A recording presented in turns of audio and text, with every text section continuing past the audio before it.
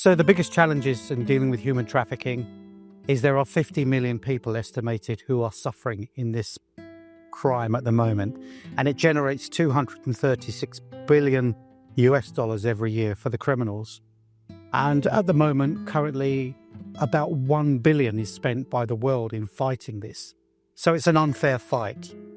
But the biggest actor fighting this outside of governments is the Catholic Church, with its resources of religious sisters, of religious orders, the Vatican itself, and many dioceses around the world. And I think Stella Maris and the work of the Scalabrinis is a living example of what can be done. But the work being done by the church needs to be multiplied many times over by government efforts across the world.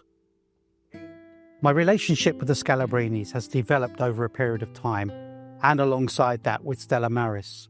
So I've worked with Father Bruno and Father Paolo for a number of years, and I was here in November at an event where I really began to see the work that the Scalabrinis and Stella Maris are doing. But also this year we were in Taiwan, and we worked with the government there and different actors, and we had law enforcement there, and we could talk about the real practical solutions and the evidence and the testimony that the Scalabrinis and Stella Maris could give were real incidents. They weren't anecdote, they weren't read from a book, they were the experience of people who were in the room.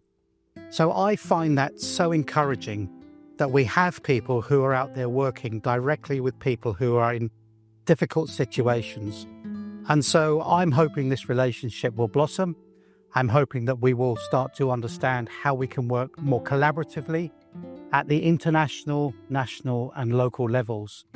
And for example, working very closely with SIM in New York has meant that we have done events together at the UN level, talking about the issues and the solutions and how we can start to motivate more governments, more local authorities, more communities into fighting this scourge, which, as I've said, the Pope has called an open wound on the body of Christ.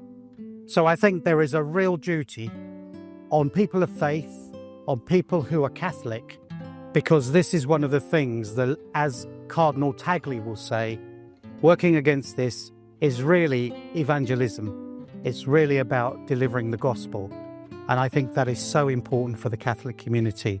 The Catholic community, I believe, is doing more than any other group across the world in fighting this scourge. But there is still more that we can all do.